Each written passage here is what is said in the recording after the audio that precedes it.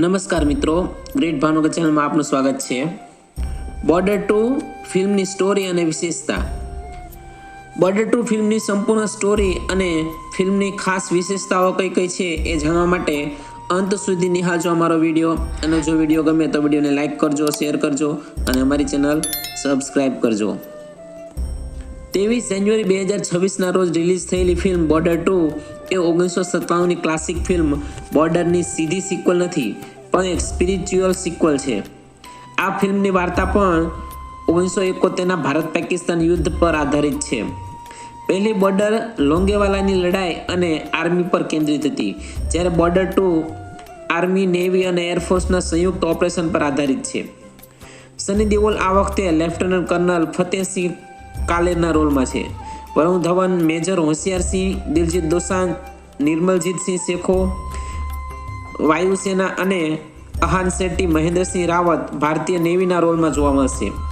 Border 2 ફિલ્મની વાર્તા 1971ના બસંતર યુદ્ધ પર આધારિત છે।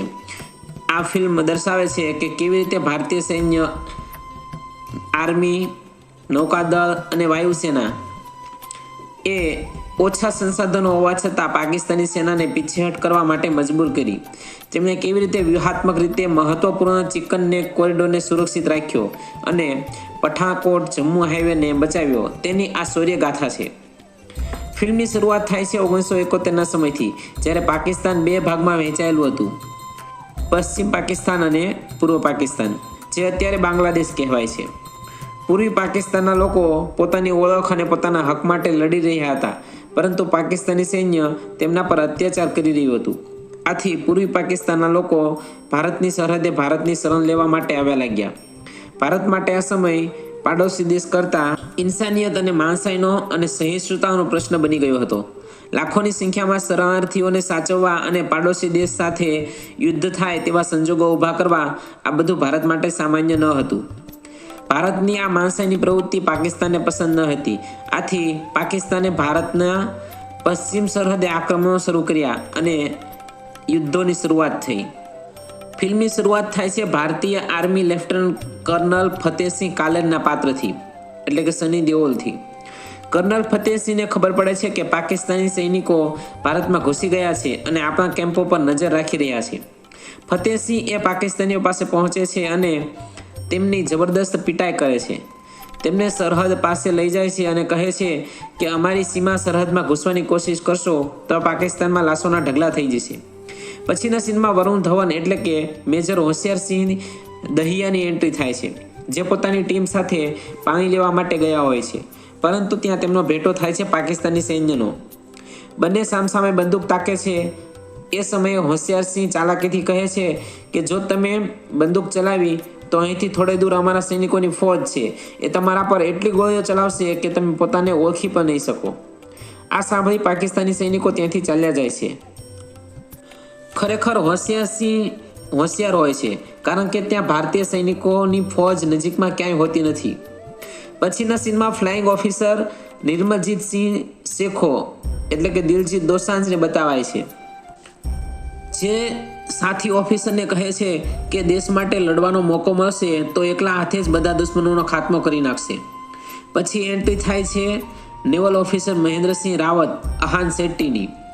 પોતાને મળેલ ટ્રેનિંગની દરેક વાતને પૂરેપૂરી અમલમાં મૂકે છે અને પાળે છે। ટુકડીના અન્ય ઓફિસર સોનાર પર ભરોસો કરતા નથી, પરંતુ MS રાવતને સોનાર પર પૂરો વિશ્વાસ છે। નેક્સ્ટ સીનમાં હોશિયારસિંહ એકલો બેઠો હોય છે, ત્યારે તેને પોતાની ટ્રેનિંગના દિવસો યાદ આવે છે। અહીંથી ફિલ્મ ફ્લેશબેકમાં જાય છે। ટ્રેનિંગના એ દિવસોમાં હોશિયારસિંહ, શેખો અને રાવત ત્રણેય એકબીજા સાથે હંમેશા સ્પર્ધા કર્યા કરતા, કોણ કોને સેલ્યુટ કરશે એના પર ત્રણેય ડિબેટ કર્યા કરતા। હોશિયારસિંહ અને શેખો વચ્ચે સ્પર્ધા હંમેશા થતી। બંને એકબીજાને કટ્ટર દુશ્મન જેવા ગણતા અને એ બંનેની લડાઈમાં રાવતનો મરો થતો। કર્નલ ફતેહસિંહને આ ત્રણેયની સાથે ટ્રેનિંગની ચિંતા રહેતી। ફતેહસિંહ ભારતીય સેનાની ત્રણેય પાંખ આર્મી, નેવી અને એરફોર્સને સાથે મળી કામ કરતા શીખવા માંગતા હતા, પરંતુ આ ત્રણેય ઓફિસર અંદરો અંદર જ લડવા લાગે છે તો દુશ્મન સાથે કઈ રીતે લડશે? આગળ ફિલ્મમાં જોઈએ છીએ કે ફતેહસિંહનો એક દીકરો હોય છે, અંગદસિંહ, જે આર્મી જવાન બનવા માંગે છે, પરંતુ તેની માં તેના દીકરાને આર્મીમાં જવા દેવા માંગતી નથી। અંગદ કહે છે કે તે પોતાના પિતાની જેમ દેશ માટે લડવા માંગે છે. ચારેકોર હું પિતાજીના બહાદુરીના પ્રસંગો સાંભળું છું તો મારું મન પણ એમની જેમ આર્મીમાં જવાનું છે. આમ અંગદ સિંહ આર્મીમાં જવાની તૈયારી કરે છે. આ બાજુ શેખો અને હોશિયારની સ્પર્ધા ચાલુ જ હોય છે. એક દિવસ બધા ઓફિસરના ઘરેથી ચિઠ્ઠી આવે છે. આ સમયે શેખો નોંધે છે કે બધાના ઘરેથી ચિઠ્ઠી આવે છે, પરંતુ હોશિયારસિંહને કોઈની પણ કોઈ ચિઠ્ઠી આવતી નથી. આજે શું કોઈ દિવસ આવતી નથી. ત્યારે રાવત કહે છે કે તેને ચિઠ્ઠી લખે એવું કોઈ ઘરે છે જ નહીં, તો ચિઠ્ઠી ક્યાંથી આવે? હોશિયારસિંહના પિતા આર્મીમાં હતા, જે દેશ માટે શહીદ થઈ ગયા. આ જાણીને શેખોને બહુ જ દુઃખ થયું. મનોમન પસ્તાવો થયો કે તે આ માણસની સાથે સ્પર્ધા કરતો હતો. પછી શેખો પોતાની બહેનની આવેલી રાખડી હોશિયારસિંહને આપે છે અને કહે છે કે હવેથી દરેક વખતે આ બહેનની રાખડી તને બાંધવા માટે આવશે. પરંતુ હોશિયારસિંહ કહે છે કે જ્યાં સુધી આ ભાઈ જીવે છે ત્યાં સુધી દરેક રક્ષાબંધને તે રાખડી બંધાવા જશે. આમ ત્રણેય જીગરી દોસ્ત બની જાય છે. હોશિયારસિંહને કોઈ પરિવારજન નથી, પણ તે એક છોકરીને ચિઠ્ઠી લખતો હોય છે. આ વખતે પણ તેણે એ છોકરીને ચિઠ્ઠી લખી અને ચિઠ્ઠીમાં તે મરવાની વાત લખે છે. આ વાતની જાણ છોકરીના પિતાને થતાં તે હોશિયારસિંહને મળવા આવે છે અને કહે છે કે એમને તો એમ લાગ્યું હતું કે તું મરી ગયો છે. ઘણા વર્ષો થઈ ગયા, હવે તો છોકરીને તારી સાથે લઈ જા. શેખો અને રાવત આ બધું સાંભળી આશ્ચર્ય પામે છે કે આ બધું શું ચાલી રહ્યું છે. પછી હોશિયારસિંહ માંડીને બધી વાત કરે છે. હકીકતમાં હોશિયારસિંહ તેની દાદી સાથે તેના ગામમાં ગયો હોય છે અને ત્યાં જ એક છોકરી સાથે 7 વર્ષની ઉંમરમાં હોશિયારસિંહના લગ્ન નક્કી કરવામાં આવે છે. આ વાતને વર્ષો વીતી ગયા હોય છે. નાનપણમાં નક્કી થયેલા લગ્નના કારણે હોશિયારસિંહ તે છોકરીને જોઈ નથી. હવે હોશિયારસિંહ તેના ગામ જાય છે અને તેની પત્નીને લઈ આવે છે. સુંદર પત્નીને જોઈ હોશિયારસિંહ ખુશ થઈ જાય છે. ઘરે પહોંચીને ધન્વંતરી એટલે કે હોશિયારસિંહની પત્ની તેને ઘરના સભ્યો વિશે પૂછે છે.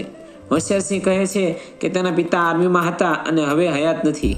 ધન્વંતરીને કહેવામાં આવ્યું હોય છે કે સાસરે જઈને સૌથી પહેલાં સાસુ સસરાના પગે પડજે, પરંતુ અહીં તો કોઈ હયાત જ નથી. આથી ધન્વંતરી હોશિયારસિંહના પિતાના આર્મીના બૂટને પગે લાગે છે. આ જોઈ હોશિયારસિંહ ખુશ થાય છે. બંને વચ્ચે પ્રેમ વધે છે. ખુશહાલ જિંદગી જીવે છે. હવે હોશિયારસિંહને જ્યારે પણ રજા મળે છે ત્યારે તે ઘરે પત્નીને મળવા આવતો રહે છે. એક દિવસ હોશિયારસિંહને બાપ બનવાના શુભ સમાચાર મળે છે. આગળ રાવત અને હોશિયારસિંહ શેખોના ઘરે રાખડી બંધાવવા જાય છે. ત્યાં તેમને ખબર પડે છે કે શેખોને એક છોકરી પસંદ કરે છે. એને ફોટો પણ મોકલ્યો છે, પણ શેખો તેને મળવાની ના પાડે છે. પછી રાવત અને હોશિયારસિંહ એક યુક્તિ કરે છે. તેઓ શેખોને તેની મા દ્વારા એવું કહેવડાવે છે કે છોકરીવાળાએ શેખોને રિજેક્ટ કર્યો છે. તો શેખો વિચારે છે કે એવી તો કઈ છોકરી છે કે જે તેને રિજેક્ટ કરે છે? સરકારી નોકરી, સારો પગાર, તો પછી એ ના કેમ પાડે? આમ વિચારી તે છોકરીને જોવા જાય છે. છોકરીને જોઈ તે લગ્ન માટે માની જાય છે. ફોટો પાછો આપવા આવેલો શેખો છોકરી સાથે વાતચીત કરે છે. બંનેના લગ્ન નક્કી થાય છે. લગ્ન થાય છે અને લગ્નની રાતે જ ખબર પડે છે કે સરહદ પર યુદ્ધ શરૂ થઈ ગયું છે. સૂચના મળતા જ ત્રણેય પોતપોતાની ડ્યુટી પર પહોંચી જાય છે. આ બાજુ પાકિસ્તાને ભારતની ત્રણેય સેના, આર્મી, નેવી અને એરફોર્સ પર હુમલો કરી દીધો છે. દેશના ઘણા સૈનિકો મરે છે, ઘાયલ થાય છે. રાવત, શેખો અને હોશિયારસિંહ પણ યુદ્ધ લડતા ઘાયલ થાય છે. આ બાજુ ફતેહસિંહ પાકિસ્તાની સૈન્યએ પચાવી પાડેલ જગ્યા પર હુમલો કરવાનો પ્લાન બનાવે છે, જે જગ્યા પુલના સામે કાંઠે છે અને ત્યાં હુમલો કરતી વખતે તેમને એરફોર્સની મદદની જરૂર પડશે.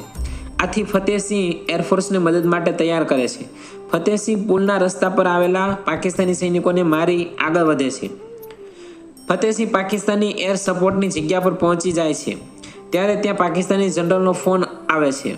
ફતેહસિંહ ફોનમાં કહે છે કે હજી સમય છે, સુધરી જાઓ, નહીતર અમે તમારા એટલા ટુકડા કરીશું કે તમે ગણી પણ નહીં શકો. પાકિસ્તાની કર્નલ ફતેહસિંહના દીકરા અંગદસિંહની વાત કરે છે, જે 1965ના યુદ્ધમાં શહીદ થયો હોય છે. અહીં પાછા ફિલ્મ ફ્લેશબેકમાં જાય છે. 1965ના સમયમાં ફતેહસિંહ અને તેની પત્ની ઘરે હોય છે અને અંગદસિંહની ચિઠ્ઠી ખુશીથી વાંચી રહ્યા હોય છે. એવામાં દરવાજે કોઈ આવે છે. દરવાજો ખોલે છે તો અંગદસિંહની કફન સાથેની લાશ લઈને સૈનિકો આવ્યા હોય છે.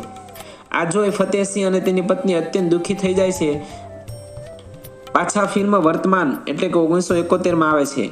અહીં બધા જવાનોને તેમના ઘરની ચિઠ્ઠી આવે છે.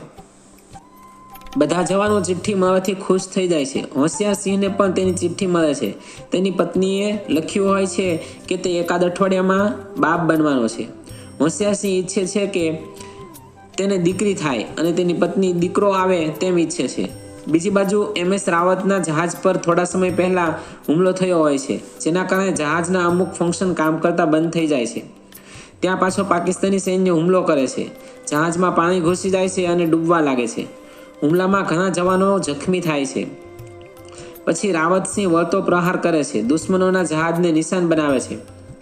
આથી એમનું જહાજ પણ તૂટે છે. બંને જહાજ નજીક આવી જાય છે. બંને દેશના સૈનિકો વચ્ચે જોરદાર યુદ્ધ થાય છે. એમાં રાવત પણ ઘાયલ થઈ જાય છે.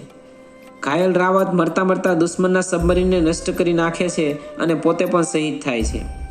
બીજી તરફ શેખો બાળકો સાથે વાતો કરતો હોય છે. ત્યાં જ આકાશમાંથી દુશ્મનો હુમલો કરે છે.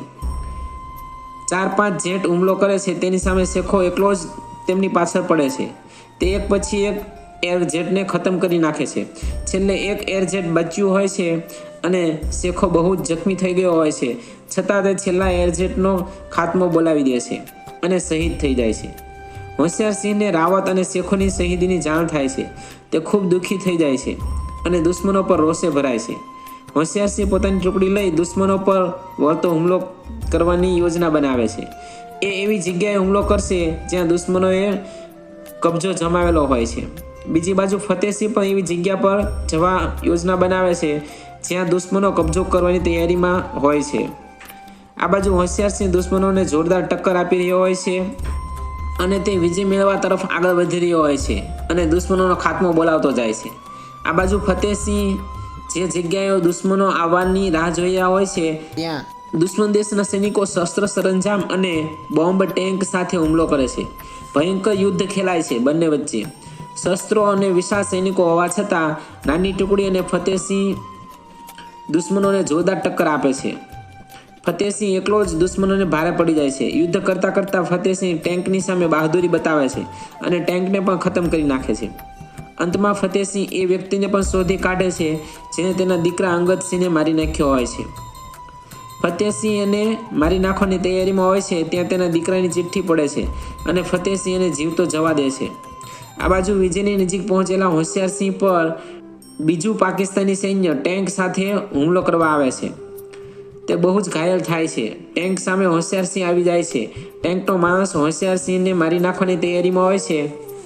એ વખતે જ ત્યાં ફતેહસિંહ સૈનિકો સાથે આવી જાય છે અને પાકિસ્તાની સૈનિકોને ધૂળ ચટાડી દે છે. દુશ્મન દેશના સૈન્યને પાછા વળવાની ફરજ પડી જાય છે. આમ આપણા દેશના વીર બહાદુર સૈનિકોએ 1971ની આ લડાઈ ખૂબ જ શૌર્યથી જીતી લીધી હતી. ફિલ્મના અંતમાં હોશિયારસિંહ ઘરે જાય છે અને હવે તે પિતા બની ગયો હોય છે. અંતમાં મિટ્ટી કે બેટે ગીત આવે છે અને પ્રેક્ષકોના દિલના તાર જણાવી નાખે છે. દેશપ્રેમથી તરબતર થઈ જવાય એવી આ ફિલ્મ એકવાર અવશ્ય થિયેટરમાં જોવી જોઈએ. આપણા વીર જવાનોની બહાદુરી શૌર્યની કથા જોવા જેટલી દેશભક્તિ તો આપણે બતાવી જ શકીએ ને. ફિલ્મની વિશેષતાની વાત કરીએ તો ફિલ્મનું સંગીત, બેકગ્રાઉન્ડ સ્કોર અને એક્શન સિક્વન્સ અત્યંત પ્રભાવશાળી છે. ડાયરેક્ટર અનુરાગ સિંહે આ ફિલ્મને ઉત્તમ રીતે સંભાળી છે. 2026ની પહેલી બ્લોકબસ્ટર સાબિત થાય એવી આ ફિલ્મ છે. જો તમને દેશભક્તિ અને એક્શન ફિલ્મો પસંદ છે તો આ ફિલ્મ જોવાનું ચૂકશો નહીં. 3 કલાક 18 મિનિટ લાંબી આ ફિલ્મ છે, પરંતુ સહેજે કંટાળો આવે એવી નથી, પરંતુ મજબૂત કથા વાર્તાવાળી અને રસપ્રદ ફિલ્મ છે. જય હિન્દ, જય ભારત.